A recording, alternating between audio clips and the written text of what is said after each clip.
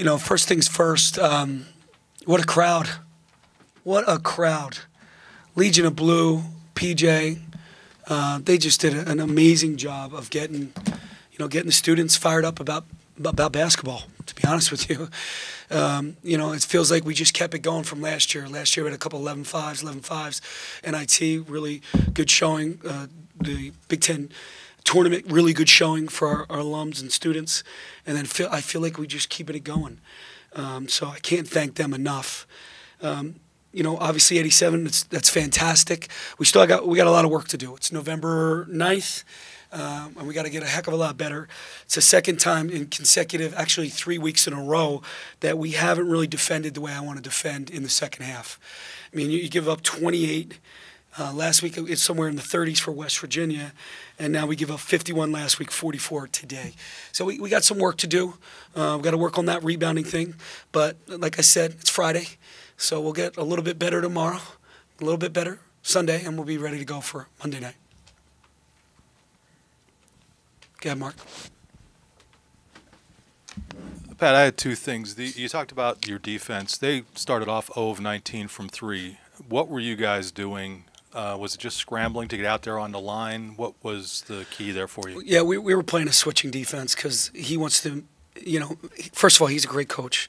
They compete. They competed the other night against Dayton, and they're all juniors. They're going to be very good in their league.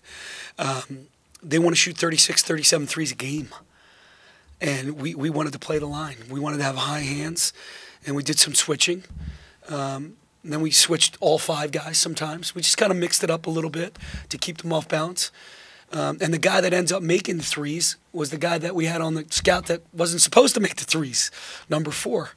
And then 22 made one, and he didn't even take one the other night. So, it happens. But I thought for the most part we did a really good job for about 34 minutes defending the 3. And then I know Lamar's here, but it looked like he probably could have scored 45, but only took 5 shots in the second half. Yeah. Were you guys consciously trying to get some other things going? And can you talk about his unselfishness in a game where he seems to have a mismatch, but trying to get it as well? I would say they were doubling him. So it wasn't like we weren't trying to go to him. We're trying to go to him. And he's got to get used to getting doubled and playing out of the double and making the right decisions. But I agree with you. He was very unselfish. He didn't really force anything. He didn't try to push anything to where he needed the ball. I think he's at an age now where he understands he's got to do a little bit of everything, which he did. To get another double-double, he got a double-double at West Virginia, right? Is that right, Lamar? And then he gets another one today. So he's got to stay on that path. Pat, sticking with Lamar, he seemed to be seeking out some contact earlier in the first half and seeking out some post-ups. Was that the plan going in, that looking at the matchups you thought you could get him, use his physicality? Yeah, I did. I thought Lamar would be a tough matchup for them, and we wanted to go to him early and often, and we did. And he made great plays, got to the basket, he shot great free throws, he got to his speed spots. We did a lot of good things in order for him to get going early, which is great. And he knows, though, we all got to play a little bit better defense in the second half. Pat, it was kind of a classic Josh Reeves line tonight, especially at the end of that first half when you guys start to go on a run. What did his defense bring to the team energy-wise, turning it into offense? He's so crazy. He is so crazy, Josh Reeves. What do you have, three steals in like 25 seconds or something? Did anybody count that? Did anybody clock that? He's crazy, right? But that's what Josh does. Josh is... He's got great instincts, and he gets deflections, and he's one of the best defenders in the Big Ten for a reason. And he really helped us, especially when it got to 9, 10, 11. They were hanging. One of those threes go, you never know. But he was there for a couple steals, couple rebounds. He shot free throws really well. He made big plays for us. He almost had 20. He had 19 tonight. How would you assess the flow of the offense to start the season? I would say a little bit choppy. Certain spurts were really good. 17 assists would tell me it's really good until I watch the film. I'll give you more information next week. But there's certain plays that, man, we really shared the ball, looked good, ball moved. These guys are very unselfish and a really good passing team.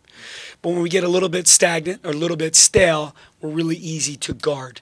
And November 9th, that's where we are. We'll just keep getting better at it. And do you think you're most productive at a higher pace rather than slowing it down and kind of taking your time? We just scored 87 points. So, it's tough to say. It's a lot of points. So we pushed sometimes, we pulled back sometimes, but, I do want to go. I do want to run. We got some guys that can really make shots. We got guys who can make threes, and we made 8, 13. We made 13 at Temple. We made 13 at West Virginia. We made 8 today. So we're heading in a good direction there. Pat, Miles and Rozier were both in double figures tonight. How would you evaluate the freshmen, how those guys played? They're very confident kids. But I think we give them the confidence. The staff, the vets, they give them the confidence to seek their shot, look for their shot, and go make plays. We can't hold those two back.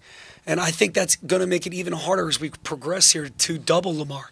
Because we're going to get that thing moving. Lamar's going to make a good decision. We're going to have open threes. So with those two on the floor, just really spaces it out really well for Lamar and for John and for Josh to get to the basket. Did you expect them to look as loose as they did? Because if you didn't know that Miles was a freshman, I'm sure there are a lot of things on both ends that you go, we'd like to improve here or there, but he looked like a kid that's played a lot of basketball for you already.